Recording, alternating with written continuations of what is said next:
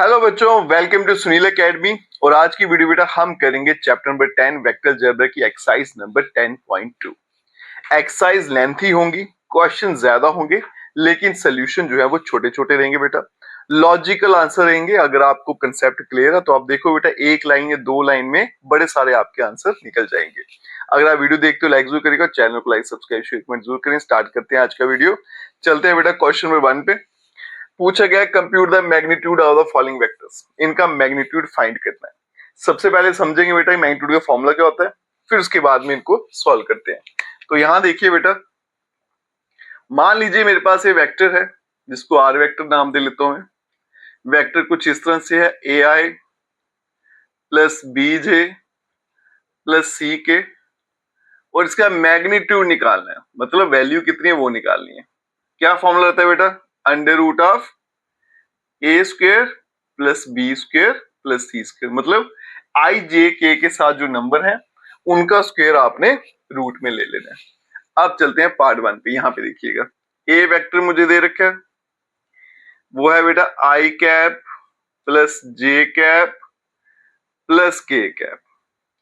अब निकालना है मॉड ऑफ ए वेक्टर, ये आएगा अंडर रूट इनके साथ वाले नंबर्स का स्क्वायर, तो ये बनेगा 1 का स्क्वायर फिर 1 का स्क्वायर फिर 1 का स्क्वायर।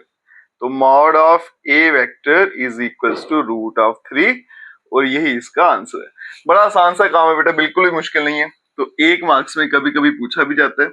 अब यहां देखो बेटा, मॉड ऑफ बी वेक्टर क्या बनेगा बेटा, रूट ऑफ, ये बनेगा 2 का स्क्वायर प्लस -7 का स्क्वायर प्लस -3 का स्क्वायर। ये बनेगा mod of B vector is equals to, ये बन गया 4 49 प्लस 9 बनेगा बेटा mod of B vector is equals to, add कर देंगे 58 और 4 कितना बन गया मेरे पास 62। अब इसका अगर मैं फैक्टर बनाऊं तो बनेंगे नहीं, तो यही इसका फाइनल आंसर रहेगा। यहाँ पे देखो बेटा नेक्स्ट पे, तो यहाँ पे आ गया बेटा सी वेक्टर का mod is equals to under root of numbers का स्क्वायर, तो 1/√3 का क्या आएगा होल स्क्वायर, 1/√3 फिर से क्या आएगा स्क्वायर प्लस 1/√3 और इसका भी क्या आ गया स्क्वायर। तो बनेगा mod of C vector is equals to 1/3 फिर से 1/3 फिर 1/3। तो mod of C vector is equals to, अब यहां देखो बेटा एलसीएम ले लूंगा तो क्या बनेगा 3/3, ये कितना बन जाएगा 1 का रूट, वो तो 1 ही रहेगा। तो सी वेक्टर का मॉड कितना आ गया 1। ठीक है, आसान सा काम था बेटा, कुछ भी मुश्किल नहीं है। चलते हैं हम नेक्स्ट क्वेश्चन पे।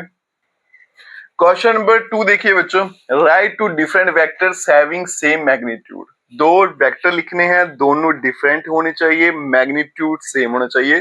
पहले कंसेप्ट समझते हैं। क्वेश्चन नंबर 2 और 3 दोनों सेम ही है बेटा। अब यहां देखो, कोई भी मेरे पास वेक्टर है, ठीक है, कोई भी मेरे पास जो वेक्टर होता है बेटा, उसमें दो चीजें रहती है। एक रहता है उसका मैग्नीट्यूड, जो क्या होता है वैल्यू, प्लस डायरेक्शन रहती है। डायरेक्शन हो गया आई जे के।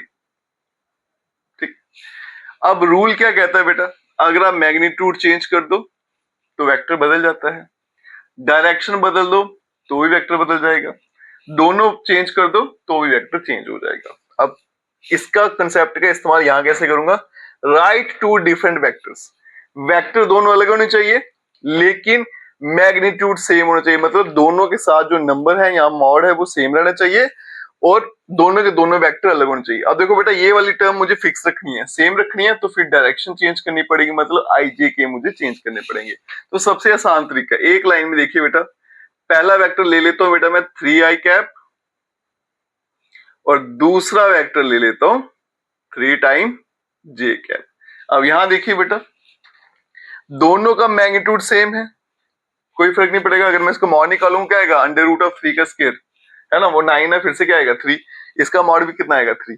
तो मैग्नीट्यूड क्या हो गया सेम, डायरेक्शन मुझे क्या करनी थी, अलग करनी थी, क्योंकि वेक्टर अलग बनाने हैं। तो डायरेक्शन क्या होती है आई जे के, इसकी डायरेक्शन आई है, मतलब एक्स एक्सिस की तरफ, इसकी जे है वाई की तरफ, तो डायरेक्शन अलग होगी तो वेक्टर अलग हो गए।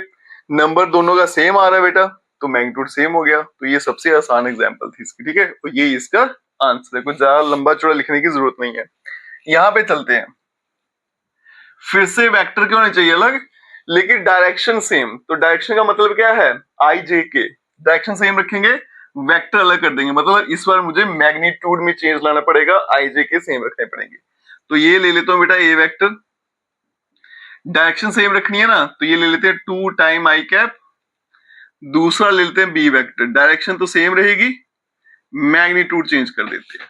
तो यहाँ देखो दोनों का मैग्नीट्यूड अलग है, इसलिए डिफरेंट वेक्टर है, डायरेक्शन दोनों की सेम है, आई आई कैप। ठीक है, आ गया आराम से आंसर। तो वही बोला था मैंने कि कंसेप्ट क्लियर होना चाहिए, आपको पता होना चाहिए बेटा कंसेप्ट के बारे में, बाकी इसके सोल्यूशन बड़े छोटे छोटे होते हैं। अब चलते हैं नेक्स्ट क्वेश्चन पे। क्वेश्चन नंबर जो 4 है ना बच्चों, ये बड़ा सिंपल सा क्वेश्चन है, आपको तो लगेगा ही नहीं कि 12th क्लास का क्वेश्चन है, इसको छोटा बच्चा भी आराम से सॉल्व कर लेगा। आप क्वेश्चन देखिएगा, एक्स और वाई की वैल्यू मुझे पता लगानी है और ये वेक्टर आपस में इक्वल है। तो इक्वल को हम कैसे लिखेंगे बेटा, 2 time I cap plus 3 time J cap is equals to X time I cap plus Y time J cap. ठीक है, अब ये दोनों बराबर है। ठीक है, तो फिर आई वाला आई के बराबर होना चाहिए, जे वाला जे के बराबर। तो सीधा सीधा देख रहा है बेटा कि एक्स की वैल्यू कितनी आ जाएगी, 2 आ जाएगी, वाई की वैल्यू 3 आ जाएगी। तो आप देख सकते हो बच्चों, क्लास 12th का ऐसा क्वेश्चन है जो छोटे बच्चे भी सॉल्व कर सकते हैं।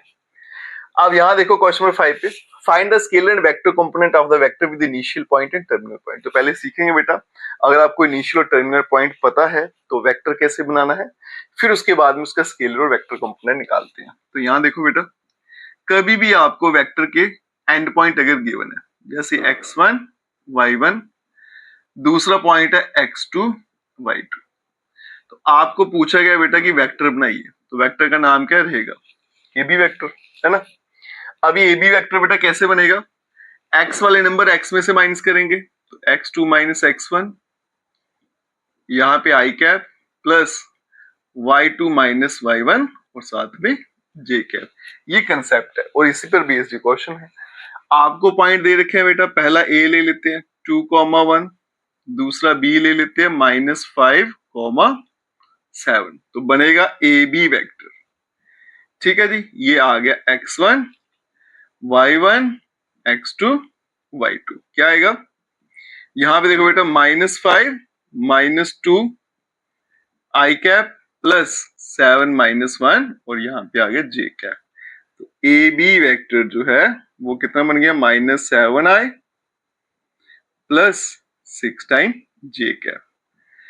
ठीक है जी, तो वेक्टर बनाना सीख लिया। 2 पॉइंट जब भी दिए हो तो वेक्टर कैसे बनता है बेटा, एक्स वाले एक्स से माइनस करिए, वाई वाले वाई से करिए, सबसे आसान तरीका है। उसके बाद में क्या फाइंड करना है, स्केलर एंड वेक्टर कंपोनेंट। तो स्केलर कंपोनेंट का मतलब क्या होता है पहले वो समझेंगे। स्केलर कंपोनेंट, स्केलर का मतलब नंबर, तो नंबर कौन कौन से आए, -7, 6। फिर आ गया बेटा वेक्टर कंपोनेंट, तो वेक्टर कंपोनेंट में क्या आएगा, वेक्टर का मतलब डायरेक्शन भी लगा देनी है साथ में, तो बनेगा -7i,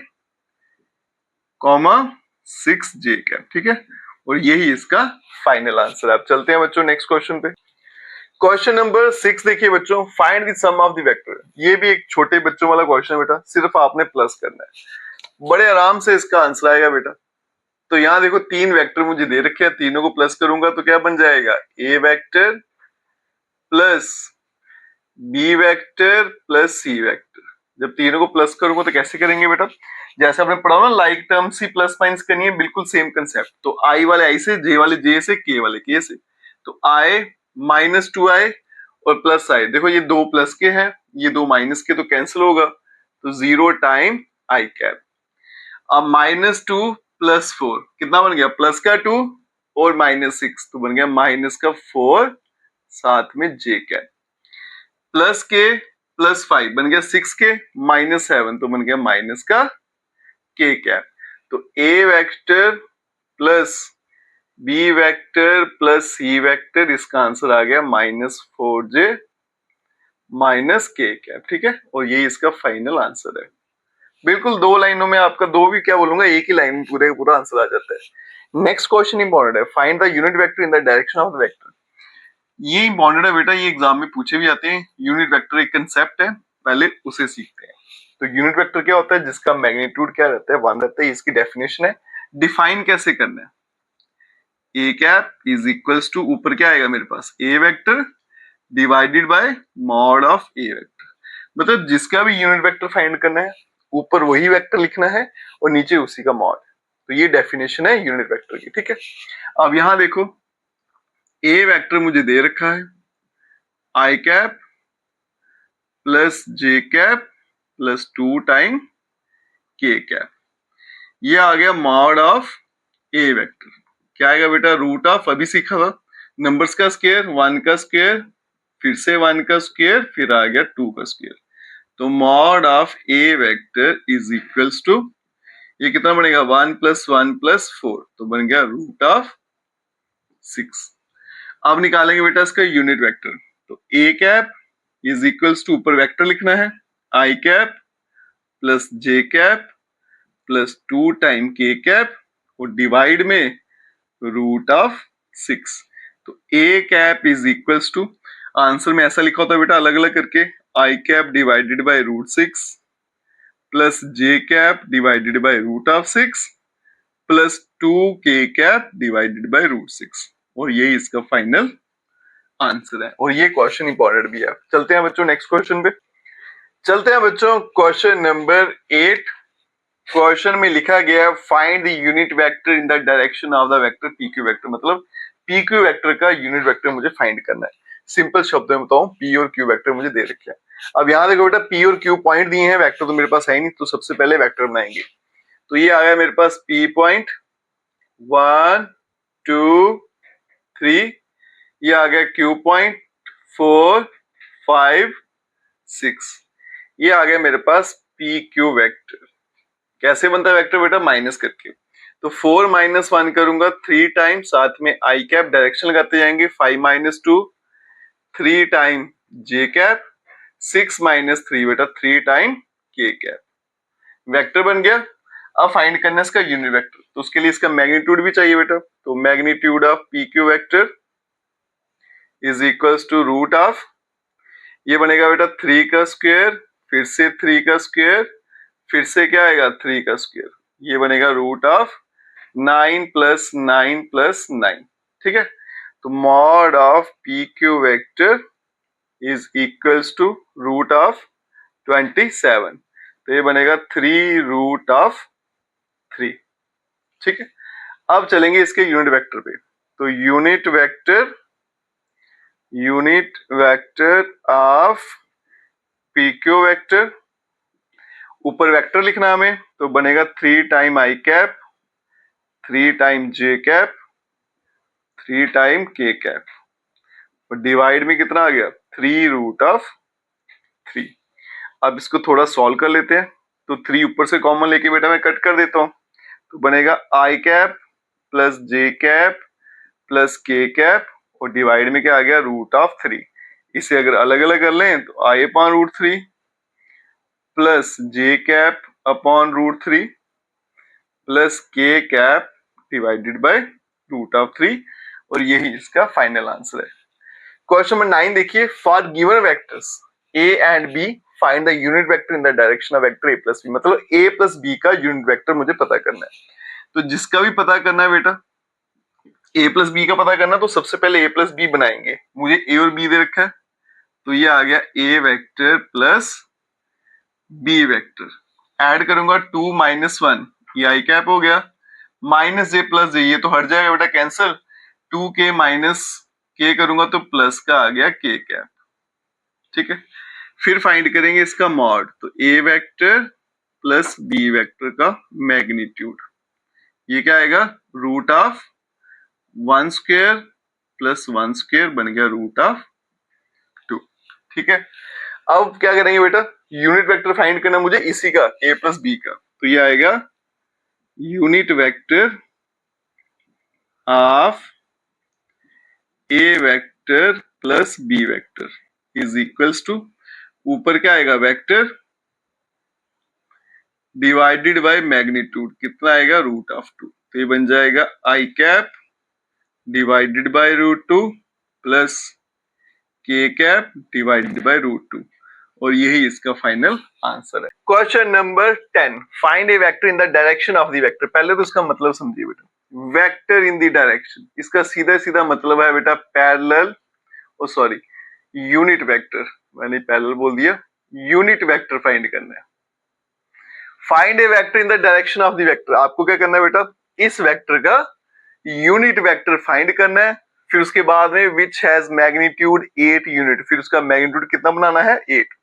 अब देखो यहाँ पे बेटा, तो स्टेप बाय स्टेप करेंगे।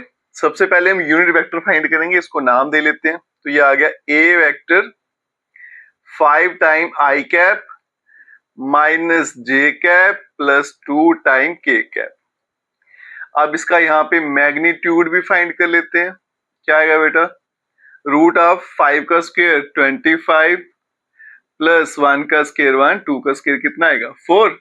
ये बन जाएगा मेरे पास mod of A is equals to root of 30।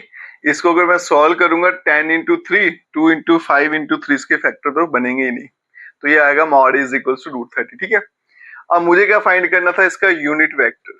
तो आएगा ए कैप इज इक्वल्स टू, ऊपर वेक्टर आएगा 5i माइनस जे प्लस 2k, और डिवाइड में क्या आएगा बेटा, मैग्नीट्यूड जो कितना है रूट ऑफ 30। ठीक है, अब देखो बेटा, बाय डेफिनेशन ये यूनिट वेक्टर है। तो यूनिट वेक्टर की डेफिनेशन क्या कहती है, एक ऐसा वेक्टर जिसका मैग्नीट्यूड कितना होता है 1, मतलब इसका जो मैग्नीट्यूड है वो कितना है बेटा, अभी 1 है।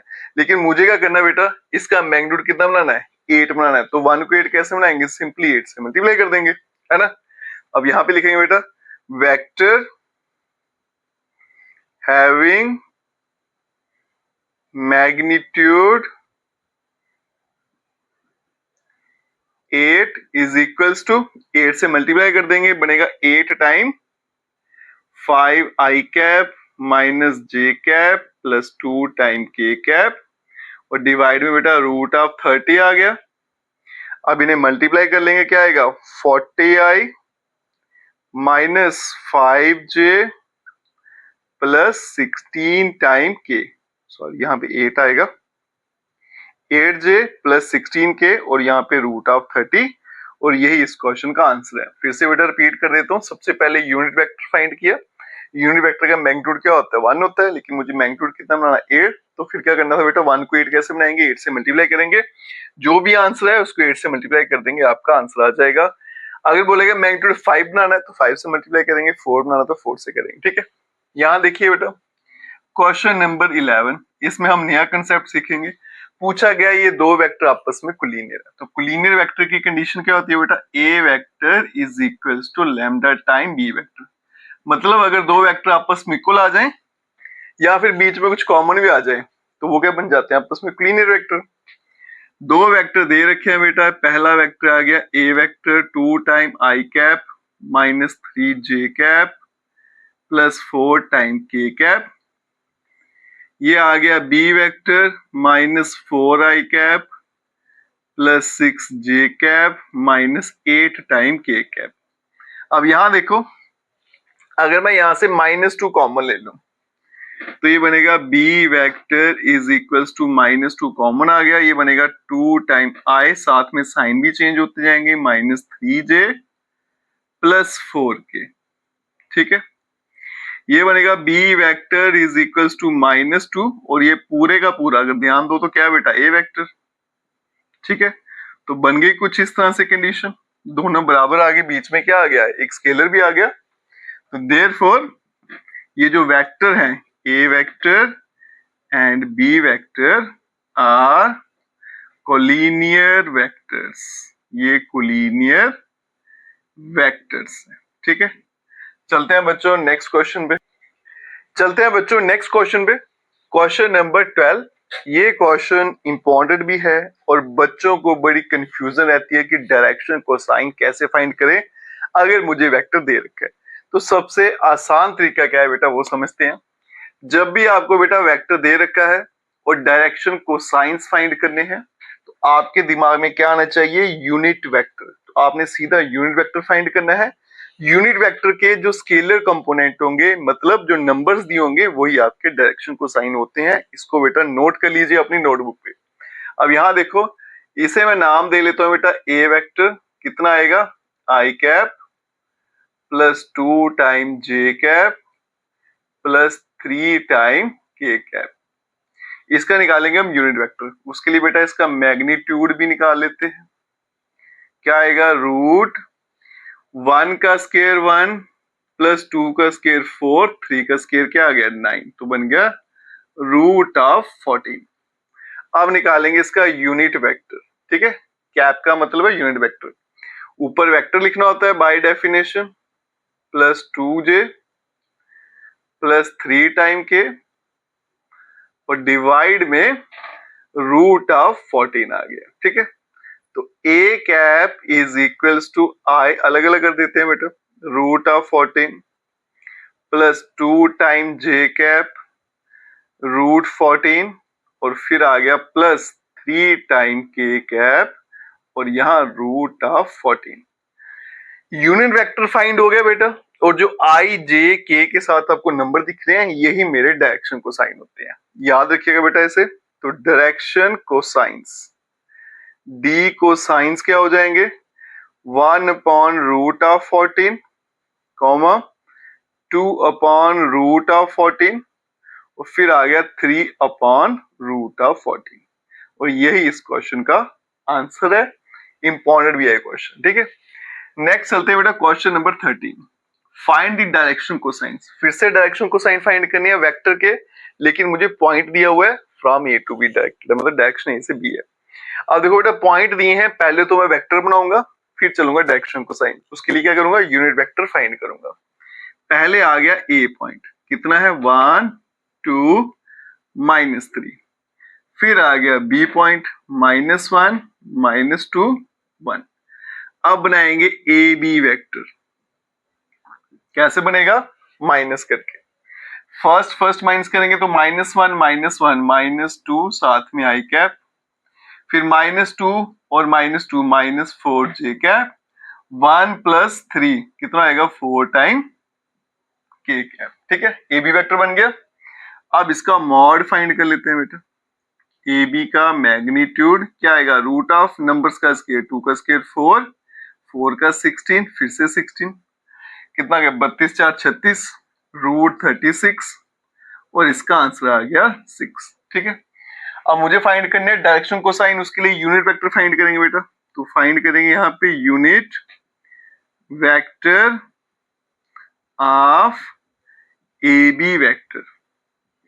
ऊपर वेक्टर लिखेंगे -2 time I cap -4 time J cap plus 4 time K cap और डिवाइड में मैग्नीट्यूड। ठीक है, अब इसे अलग अलग कर देंगे तो ये बनेगा बेटा -2 I cap divided by 6 -4 J cap divided by 6 plus 4 time K cap divided by 6। ठीक है, अब यहाँ पे कैंसिल कर देंगे तो minus I cap divided by 3 -2 by 3 J cap plus 2 by 3 K cap. अब मुझे फाइंड करना था बेटा डी कोसाइंस,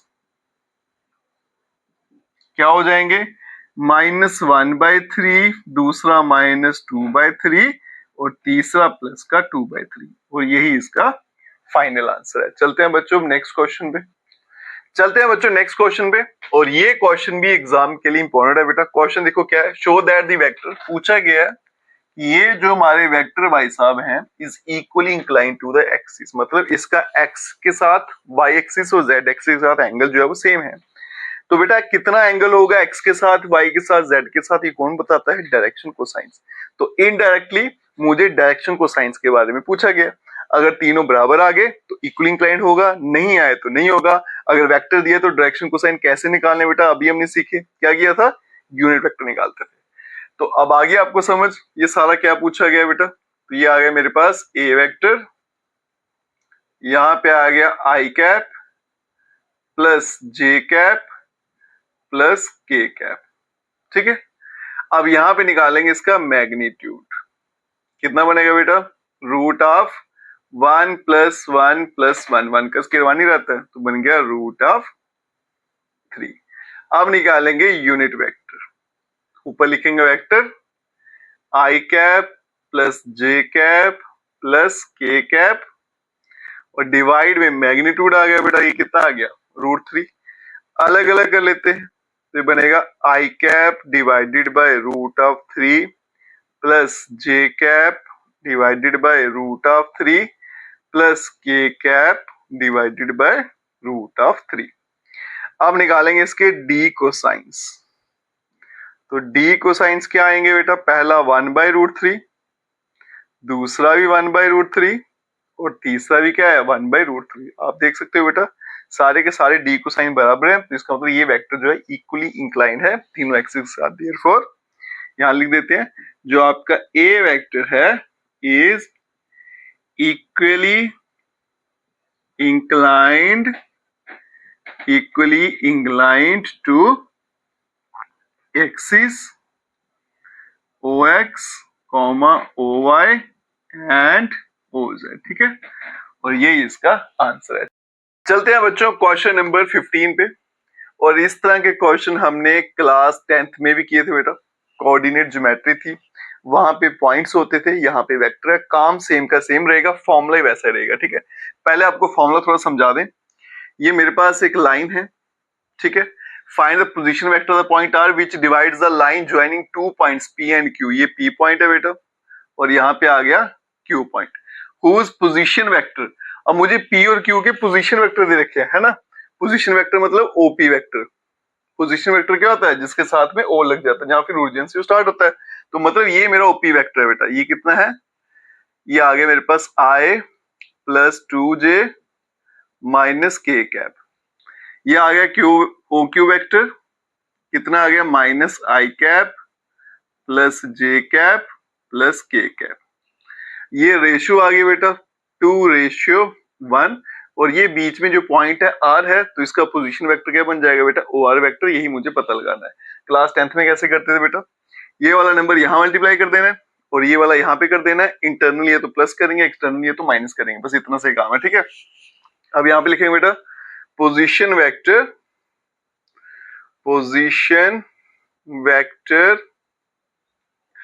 OR वेक्टर कैसे आएगा बेटा, 2 को यहां पे मल्टीप्लाई कर दूंगा तो क्या बनेगा -2 time i cap + 2 time j cap + 2 time k cap +1 को इसके साथ करूंगा तो सेम ही आएगा i cap + 2j cap - k cap और divided by sum of ratio, वो कितना हो जाएगा बेटा 3 हो जाएगा। तो मेरे पास जो OR वेक्टर है कितना आ जाएगा बेटा -2i + i, तो माइनस का i कैप 2 + 2 बन जाएगा 4j और यहाँ पे 2 - k करूंगा तो प्लस का k कैप आएगा और डिवाइड में क्या आ जाएगा बेटा 3।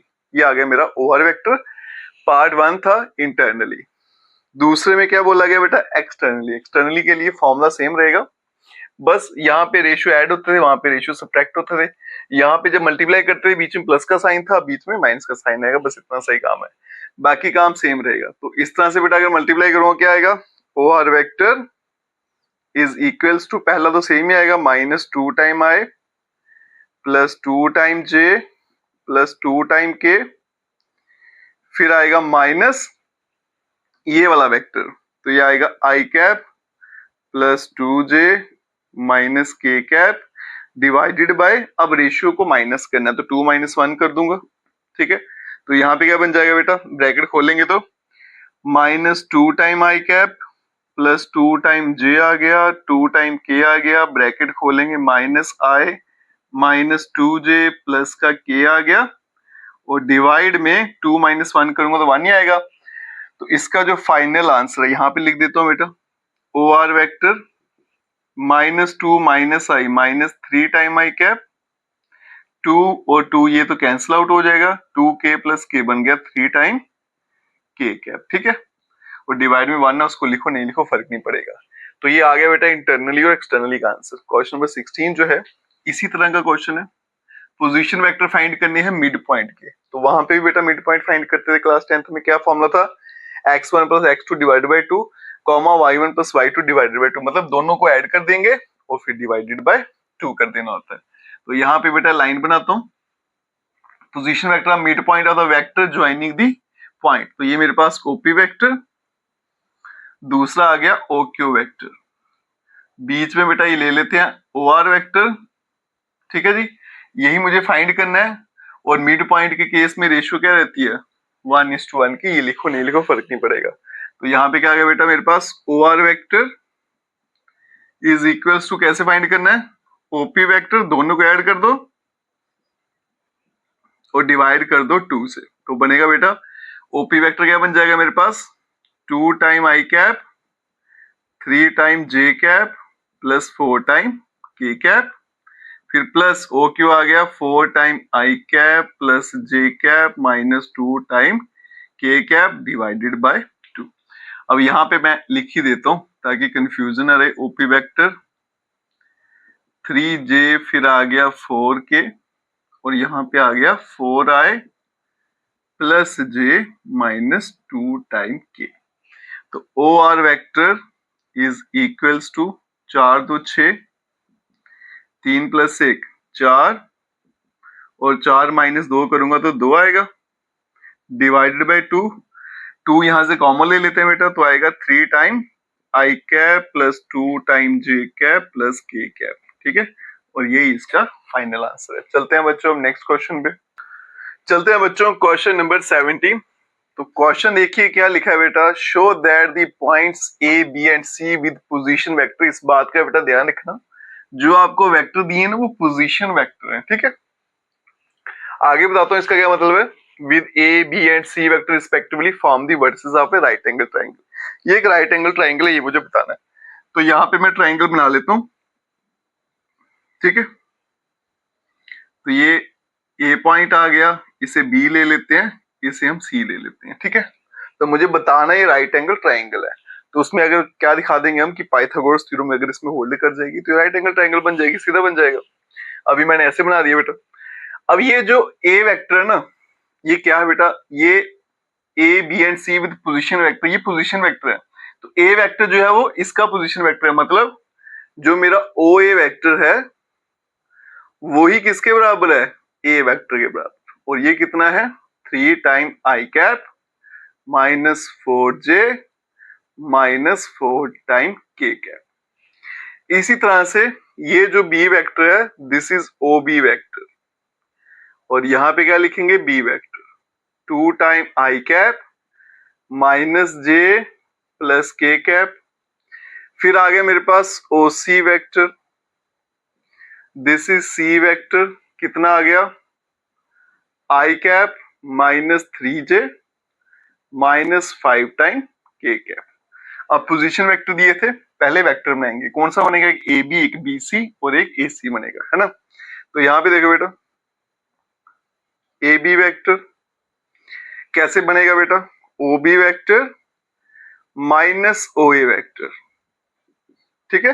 अगर पोजीशन वेक्टर है तो वेक्टर कैसे बनता है, फाइनल पॉइंट का position vector minus initial point का, दोनों को माइनस करूंगा तो ये बनेगा बेटा मेरे पास 2 time I cap minus j plus K cap minus, अब ये वाला वेक्टर तो माइनस कर रहा हूं तो साइन चेंज करूंगा, 3 time I cap plus 4 time J cap plus 4 time K cap.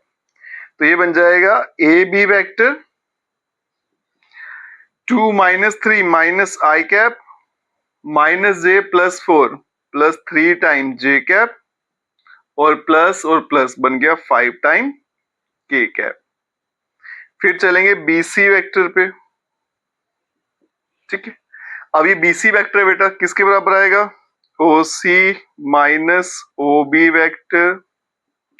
अब ओ सी वेक्टर क्या है बेटा, I cap minus 3j minus 5 time K cap, फिर माइनस ओ बी वेक्टर, ये आ गया ओ बी वेक्टर, माइनस कर रहा हूं तो साइन चेंज करेंगे, 2 time I plus j minus का के कैप। तो ये बन गया मेरे पास B C vector is equals to I minus 2i, ये बन जाएगा माइनस का I cap minus 3 plus j minus 2 time J cap और माइनस 5 माइनस बन गया माइनस 6 टाइम के कैप। फिर चलेंगे लास्ट वेक्टर पे ए सी वेक्टर, ये किसके बराबर आएगा बेटा, ओ सी माइनस ओ ए वेक्टर, ठीक है। अब यहाँ देखो पहले ओसी वेक्टर लिखना है, तो ये आएगा मेरे पास I cap minus 3j minus 5 time K cap, फिर माइनस ओए वेक्टर आ गया 3i प्लस 4j और प्लस 4 टाइम के कैप। तो ये बन गया A C vector is equals to minus 2 time I cap plus J cap minus K cap. तीनों vector निकल कर आ गए बेटा। तो पाइथागोरस थ्योरम क्या कहती है, hypotenuse square is equal to base square plus perpendicular square, मतलब स्क्वायर लेने हैं उसके लिए मुझे इनके मैग्नीट्यूड निकालने पड़ेंगे। ये भी वेक्टर है तो यहाँ पे निकाल लेते हैं ए बी वेक्टर का मॉड। तो क्या आएगा बेटा, अंडर रूट 1 3 और 5 है, तो 1 का स्क्वायर 1, 3 का स्क्वायर 9, 5 का कितना आ गया 25, ठीक है। 25 9 और 1 10 35 रूट ऑफ 35, लेकिन मुझे स्क्वायर लेना होता है तो ए बी का स्क्वायर ले लेंगे, तो यहाँ पे कितना बन जाएगा 35। फिर आ गया बेटा बी सी वेक्टर का मैग्नीट्यूड अंडर रूट, अब यहाँ पे क्या आ रहा है 1 2 6, 1 का स्क्वायर 1, 2 का 4 आ गया, 6 का 36, 36 40 41, ये आ गया रूट ऑफ 41। अब बी सी का जो यहाँ पे स्क्वायर आ गया तो कितना बनेगा 41। फिर चलेंगे ए सी का मैग्नीट्यूड अंडर रूट 2 का स्क्वायर 4, फिर 1 बन जाएगा रूट ऑफ 6। तो मॉड ऑफ ए सी का whole square is equal to 6। आप देख सकते हो बेटा, अगर मैं दोनों को ऐड कर दूं मतलब ए बी का स्क्वायर प्लस ए सी का स्क्वायर किया और आंसर किसके बराबर आ गया बी सी का स्क्वायर। तो इसका मतलब पाइथागोरस थ्योरम जो है वो होल्ड करती है, ठीक है। तो इसका मतलब जो मेरे पास ट्राइंगल एबीसी है, ABC is right angled triangle, ठीक है। और यही मुझे प्रूफ करना था। चलते हैं बच्चों नेक्स्ट क्वेश्चन पे। Question number 18 and 19 multiple choice question है, एग्जाम में बेटा पूछे भी जाते हैं। पहले इनको सॉल्व करेंगे फिर देखते हैं कौन सा ऑप्शन जो है वो सही है। अब यहाँ देखिएगा बेटा, यहाँ पे एक ट्राइंगल बना के रखा गया और मुझे पता है triangle law of vector addition के मुताबिक अगर दो वेक्टर जिनकी डायरेक्शन सेम उनको ऐड कर दो तो आंसर क्या आता है तीसरा वेक्टर जिसकी डायरेक्शन अपोजिट रहती है। तो मतलब by triangle law of vector addition इसके मुताबिक ये क्या बनेगा, यहाँ पे ए बी की डायरेक्शन और बी सी की सेम है plus B C vector is equals to A C vector, ठीक है। ये बनेगा लॉ के मुताबिक। अगर मैं इसे यहां भेज दूं तो A B vector plus B C vector minus A C vector is equals to 0। तो ये ऑप्शन सही होगा, है ना। तो A B plus B C minus A C है कहीं पे, ये वाला ऑप्शन ये ठीक है, लेकिन मुझे गलत वाला बताना है। अगर इसको बेटा मैं चेंज करूं, ये A B vector plus B C vector, अगर इसको मैं उल्टा कर दूं क्योंकि यहाँ पे सी ए वेक्टर बनाया गया, तो अगर आप वेक्टर की डायरेक्शन बदलते हो तो नेगेटिव साइन आता है। तो यहाँ पे बनेगा plus time plus C A vector is equals to 0। तो ये वाला ऑप्शन भी ठीक होने वाला है। तो A B vector plus B C vector plus C A vector ये भी ठीक होने वाला है। ये वाला ऑप्शन जो है ये ठीक नहीं होने वाला, क्योंकि सी ए वेक्टर जो है वो यहाँ पे प्लस में आ रहा है, यहाँ पे क्या आ रहा है माइनस में आ रहा है, जबकि प्लस में आएगा। तो इसलिए जो ऑप्शन सी है वो इसका सही आंसर है, वो ट्रू नहीं है। चलते हैं बेटा क्वेश्चन नंबर 19 में। ए और बी जो है दो वेक्टर दिए हैं, दोनों के दोनों क्लीनर है, तो इनमें से कौन सी स्टेटमेंट जो है वो गलत है। अब यहाँ देखो बेटा क्लीनर वेक्टर की कंडीशन ये होती है, ये तो ठीक है, ये भी ठीक है। Component of A and B are not proportional, ये भी ठीक है। अब यहाँ देखो ये वाली स्टेटमेंट क्या है, अगर लीनियर वेक्टर है तो जरूरी नहीं है दोनों की डायरेक्शन सेम हो, वो अलग भी हो सकती है, इसलिए ये वाली स्टेटमेंट जो है वो गलत है और यही इसका सही ऑप्शन, ऑप्शन नंबर डी, ठीक है। और इसके साथ आपकी जो एक्सरसाइज है यहीं पे खत्म हो जाती है बेटा। अगर आप वीडियो देखते हो तो लाइक जरूर करिएगा, चैनल को लाइक सब्सक्राइब शेयर जरूर करें। Best of luck.